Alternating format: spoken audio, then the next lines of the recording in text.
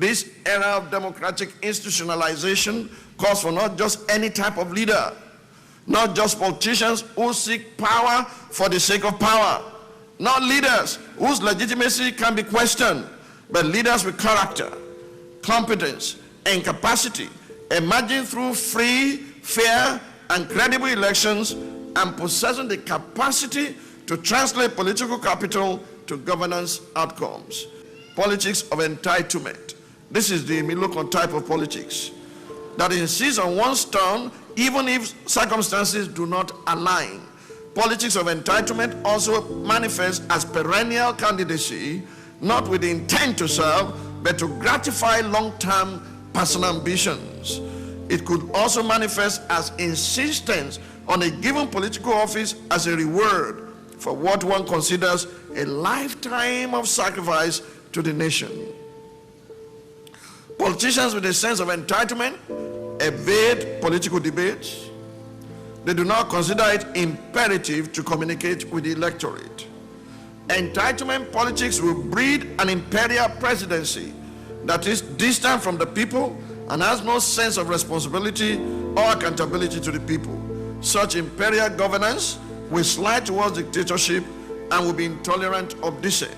Entitlement politicians set low performance benchmarks for themselves when they secure power and are content with projecting molehills as mountains of achievement.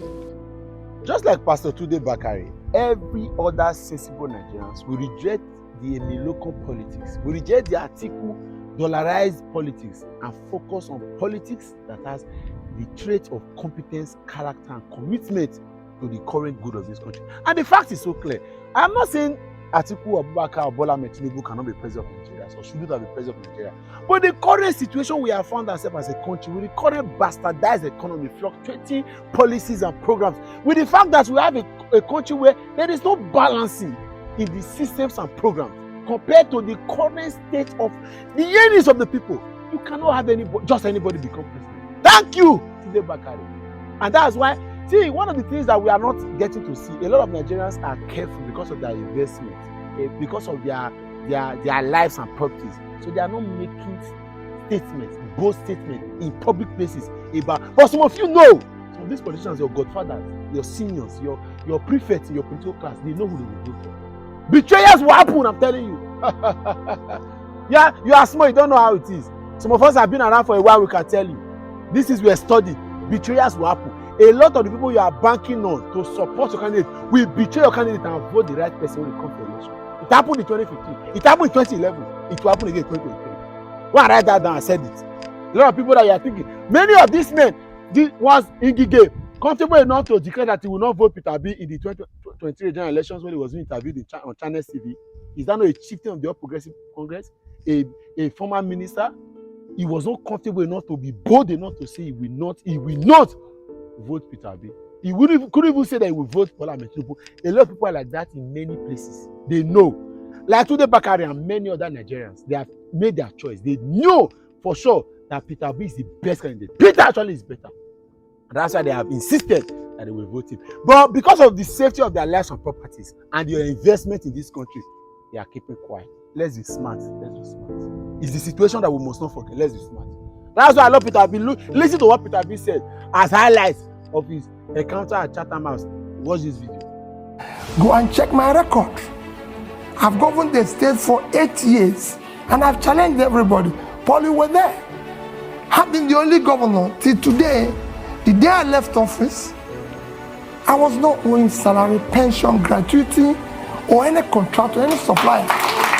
And I left the 3 banks in Nigeria, which I say every day.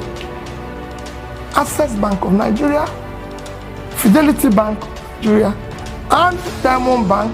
I left over $150 million. I didn't say naira. And I had over 30 billion naira.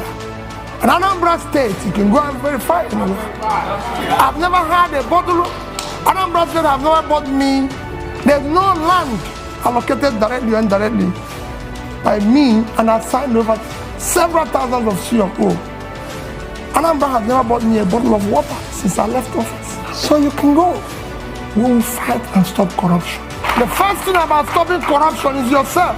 If you're not involved, your wife is not involved, your family is not involved, those around you are not involved, you reduce it by over 50%. And that's what I'm going to do. And I'm sure, Paul, you know that. We are committed.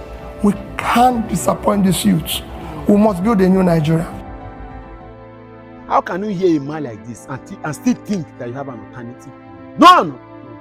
We are just joking. Bakare is a long video, over 41 minutes. I'm going to do except of it as you watch. Share this video. Let it go around. Send Nigerians like Yemi Osibanjo, Olusegun Obasanjo, and several others who are in business, in several industries, in sports, in entertainment. Many of them will decide to vote the candidate, not because they cannot feed themselves, not because any president that will come to power may impact them personally, but for the general good of the land, they are going to make their choice to vote it. But they may. Tunde Bakare is an APC member.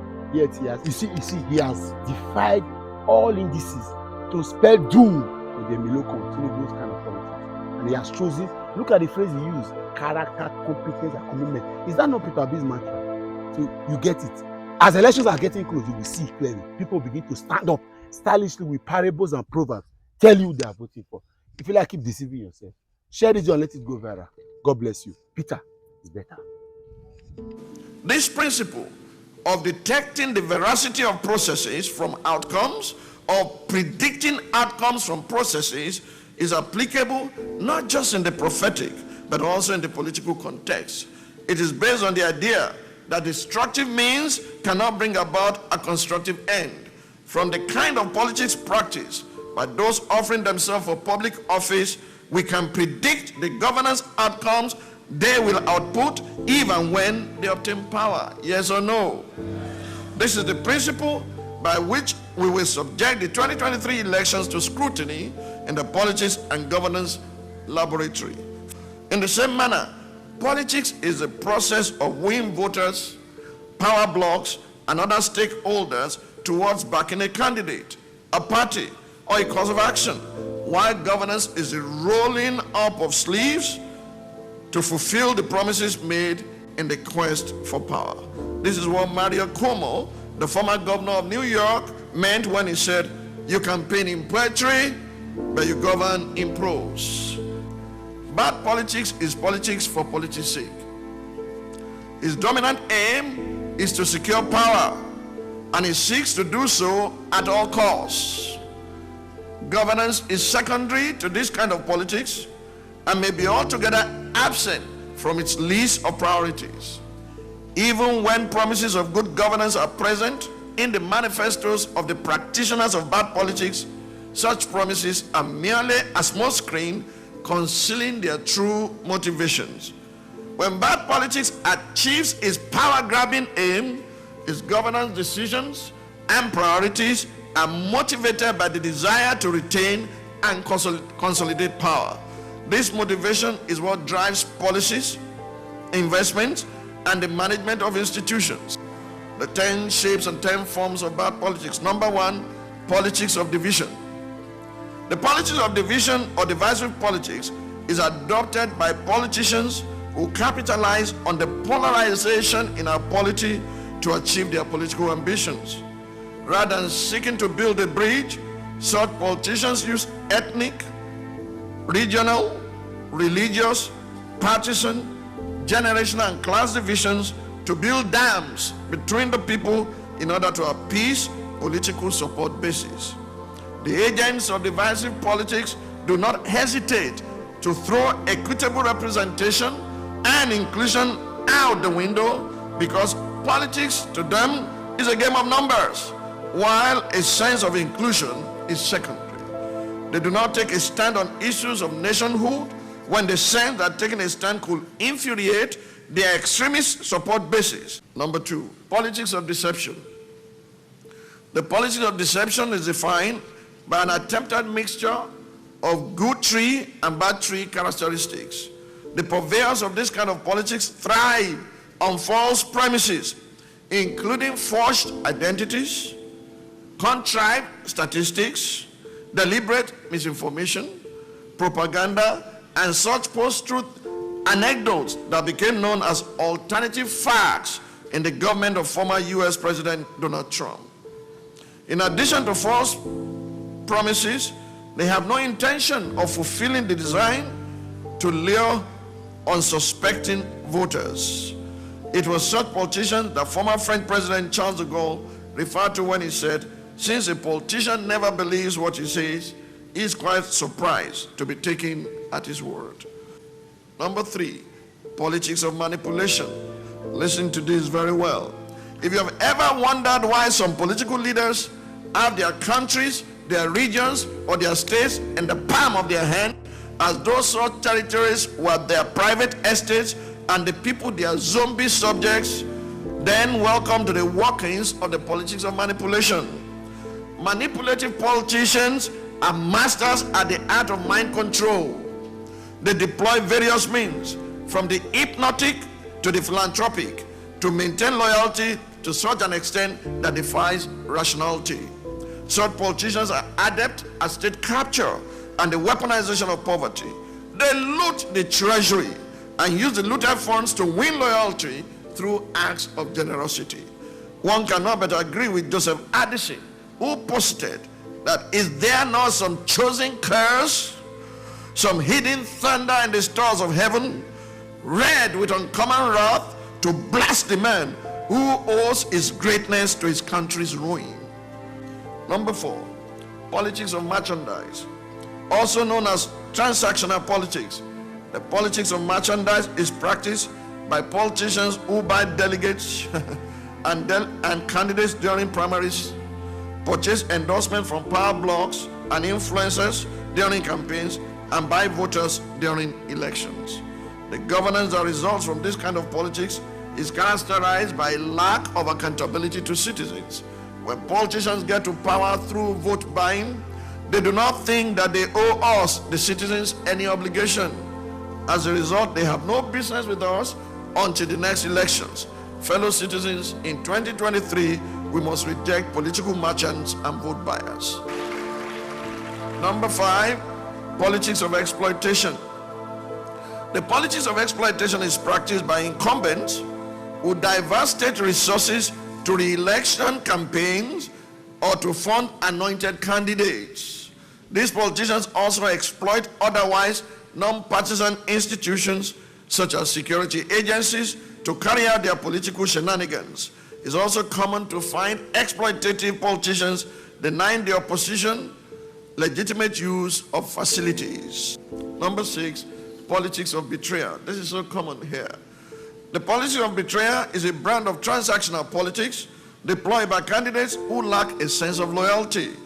Policy of betrayal is what is at play when political leaders sell out members of their political party for political gain. Number 7, politics of slander, also known as gutter politics. The politics of slander deploys character assassination, whereas transparency and accountability mandate that those who offer to serve the public good must come clean before the public. Politicians must realize that you don't rise by destroying others. Number 8, politics of intimidation. The practitioners of the policies of intimidation use violence and scare tactics to undermine opposition and disenfranchise voters. The result of such politics is voter apathy and the avoidance of the political landscape by competent and credible candidates, especially women. 9, politics of elimination. When we think of the politics of elimination, we remember our nation's unresolved political assassinations and the lingering questions they elicit. Who killed Funsha Williams?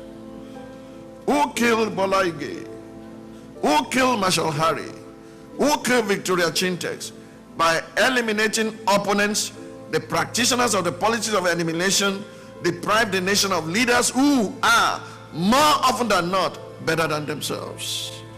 Number 10, politics of entitlement. This is the Milokon type of politics that insists on one's turn even if circumstances do not align.